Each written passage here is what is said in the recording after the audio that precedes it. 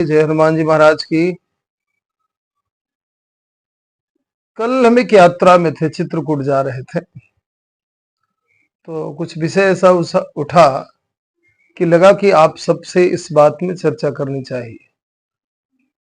कल हम बताया कि भाई चित्रकूट की यात्रा थी, चूंकि क्षेत्र चित्रकूट ही है। तो रास्ते में एक सज्जन थे, साथ में 2-3 लोग थे हमारे। तो एक सज्जन थे, चलते चलते गाड़ी में ही ऐसे ही सामान्य रूप से एकदम से वो कुछ वीडियो देख रहे थे, और वीडियो देखते देखते उन्होंने चर्चा शुरू कर दी।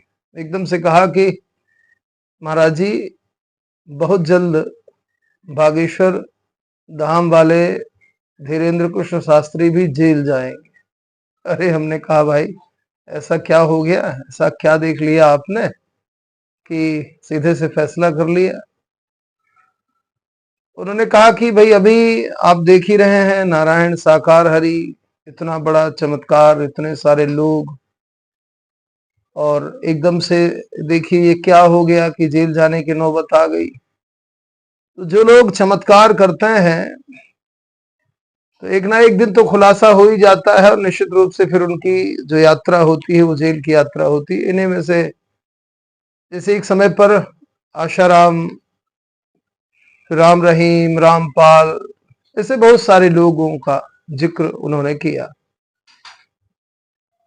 अच्छा, मन थोड़ा सा सोचने को विवश हो गया, सोचना ही चाहिए। कुछ लोग ऐसे होते हैं जो केवल सुनी सुनाई बात पर भरोसा करते हैं, कई लोग चिंतन करते हैं। एक दौर चला हुआ है, और कोई आज का दौर नहीं है, तो बहुत पहले से ये चीजें चल रही है। एक के पीछे एक, एक के पीछे धीरे धीरे भीड़ को देख करके भीड़, एक कहावत है ना, तरबूजे को देख करके तरबूजा रंग बदलता है। वही मनुष्य का स्वभाव होता है, कुछ चर्चाएं सुनता है, विषय सुनता है, और धीरे धीरे धीरे धीरे एक धारणा बनाने लगता है।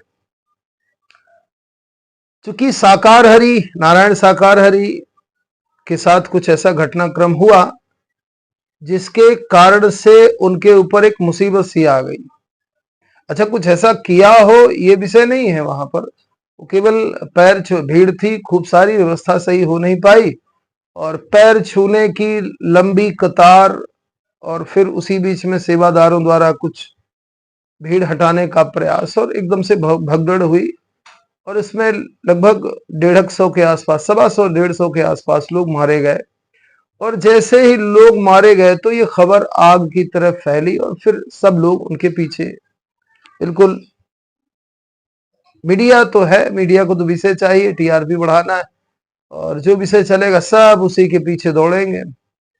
तो मीडिया के कारण और विषय बहुत ज्यादा गंभीर तो खैर था ही, उसकी गंभीरता में कोई कमी नहीं है, लेकिन फिर इसके बाद जैसे परतें दर परतें, परतें दर परतें निकलना, और एक तिरस्मी जैसा, एक माया जाल जैसा निकल के आना सामने, और फिर कहीं ना कहीं लोगों को सोचने के लिए विवश करना।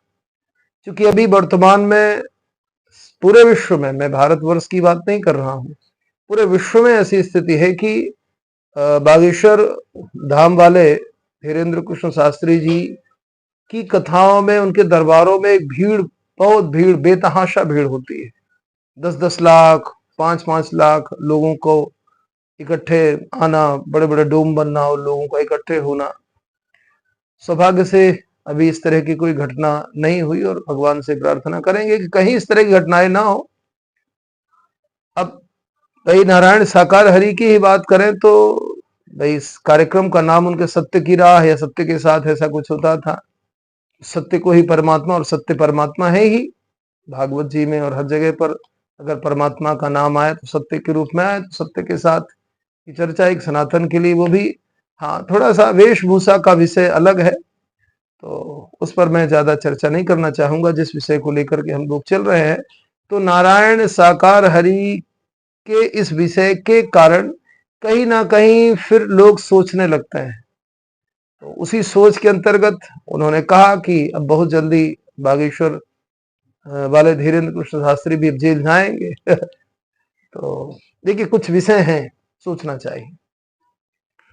जितना मैं जानता हूं, ठीक है, अभी सब लोग जानने लगे।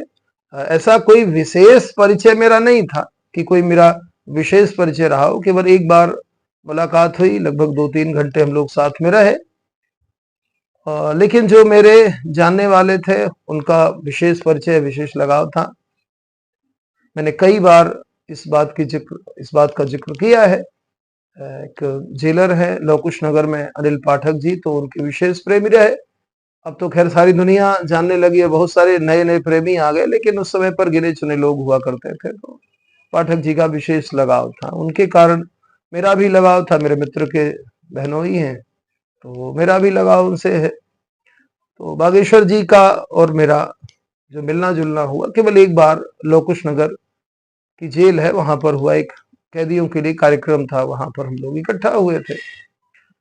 तो जितना मैंने जाना, जितना समझा, फिर मेरे घर से ही लगभग 100 मीटर की दूरी पर उनके एक रिश्तेदार मातृपक्ष से, मौसी, सगी मौसी है कि कैसी मौसी है ये तो बहुत ज्यादा जानकारी नहीं है, पर घर है यहाँ पर। क्योंकि जब मेरी फोटो आई थी तो उनके बच्चे ने कहा कि हमारे भाई हैं और इस तरह से करते हैं ये। तो बागेश्वर की एक परंपरा है। देखिए, तुलना करना ठीक है भाई, मनुष्य ने ही सारे काम किए हैं। भाई रावण ने सीता जी का हरण किया, तो रावण ने जब सीता जी का हरण किया तो साधु के वेश में हरण किया, तो इसका मतलब सारे साधु हरण करने वाले हैं, ऐसा नहीं है। वेश अपनी जगह पर है, पर सारे साधु ऐसा करेंगे ऐसा नहीं है। उसी तरह से भाई नारायण साकार हरि के साथ में घटना हुई, और भी बहुत सारे लोग, चाहे वो रामपाल हों या इस तरह के जितने सारे लोग हैं, इनकी अगर परंपरा हम देखें तो कहीं गुरु परंपरा आती हो, कोई ऐसा विषय आता हो, ये कहीं समझ में नहीं आता, कहीं देखने में नहीं आता। लेकिन जहां हम धीरेन्द्र कृष्ण शास्त्री जी की बात करेंगे तो उनकी एक परंपरा है, भाई सब लोग जानते हैं। अच्छा, जितना खुलापन, जितनी पारदर्शिता अभी धीरेन्द्र कृष्ण शास्त्री के व्यवहार में देखी गई है भीड़ इकट्ठा करने वालों में, उतना पारदर्शिता शायद किसी के बारे में हो। बहुत सारे लोगों को लोग जानते ही नहीं। जैसे भी बड़े कथाकार है, राजन जी, प्रेम भूषण जी, ऐसे बहुत सारे बड़े कथाकार हैं जिनके बारे में सामान्य जन, मुझे खुद ही नहीं मालूम, सामान्य व्यक्ति नहीं जानता है। इसलिए मैंने निवेदन भी किया है कि जो कथाकार है, धर्माचार्य है, धर्म से जुड़े लोग, उपदेशक हैं, लोगों के बीच में जाते हैं, ऐसे लोगों को एक सार्वजनिक परिचय अपना देना चाहिए, जिससे लोग जान पाए उनके व्यक्तिगत जीवन के बारे में, उनके जीवन व्यवहार के बारे में बिल्कुल जानना चाहिए। पारदर्शिता अत्यंत आवश्यक है। तो धीरेन्द्र कृष्ण शास्त्री की अगर हम बात करें तो धीरेन्द्र कृष्ण शास्त्री के व्यवहार में ऐसा कुछ भी देखने को नहीं मिलता। पूरी तरह से पारदर्शिता है उनके परिवार के बारे में, उनके भाई के बारे में, और भाई ने कई बार घटनाक्रम भी किया तो उन्होंने खुले मन से स्वीकार भी किया कि भाई मेरा कोई लेना देना नहीं है। माताजी, पिताजी, पारिवारिक पृष्ठभूमि क्या रही, शिक्षा दीक्षा क्या रही, आर्थिक हालात क्या रहे, उनकी परेशानियां क्या रही, और लगभग घर को भी देखा जाए तो सबने घर भी देखा हुआ है मीडिया के माध्यम से। क्योंकि जितना मीडिया में वर्तमान में पिछले 2 सालों से वो चर्चा में है, उतना कोई चर्चा में नहीं है। हनुमान जी की परंपरा को मानने वाले रामभद्राचार्य जी उनके गुरु जी हैं, तो एक रामानंदी संप्रदाय के रूप में अगर बात करें, वैष्णव संप्रदाय, तो रामानंदी परंपरा से बागेश्वर धाम वाले धीरेन्द्र कृष्ण शास्त्री जी आते हैं। तो एक खुली खुली परंपरा है। व्यवहार भी, मैं भी जितना जानता हूं, तो जितना मुझे ज्ञात है मेरे लोगों से जो उनके नजदीक भी रहे पहले, अब तो चूंकि इतना बड़ा आभा मंडल हो गया और एक विवशता हो गई, क्योंकि प्रसिद्धि के साथ में मुसीबतें भी आती हैं, तो इस कारण से अब लोगों का उतनी सहजता से पहुंचना नहीं हो पाता। पर उनका व्यवहार आज भी वही है। एक घटना हुई थी, पाठक जी जब छिंदवाड़ा से कार्यक्रम करके लौटे थे, शास्त्री जी, धीरेन्द्र कृष्ण शास्त्री जी, तो पाठक जी भीड़ में ही खड़े हुए थे। गाड़ी से वो निकले तो उनकी दृष्टि पड़ी, उन्होंने गाड़ी खड़ी की, जल्दी से बैठाया, अंदर कमरे में ले गए, चर्चा किया, फिर गाड़ी से भीड़ से बाहर करवाया।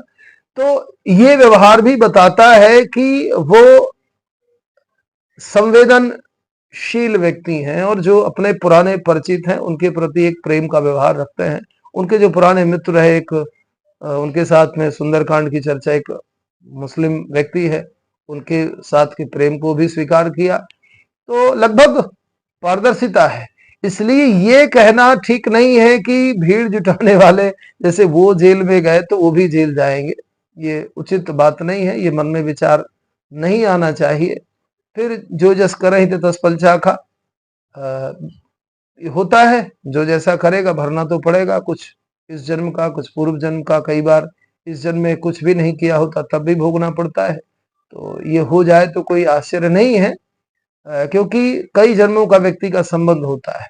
लेकिन जितना कार्य व्यवहार देखा गया, जितना मैंने जाना, जितना मैंने समझा, उस आधार पर ये कहना कि धीरेन्द्र कृष्ण शास्त्री जल्द ही जेल में जाएंगे, ये ठीक बात नहीं है। इस पर मन में भी इस तरह की बातें नहीं आनी चाहिए।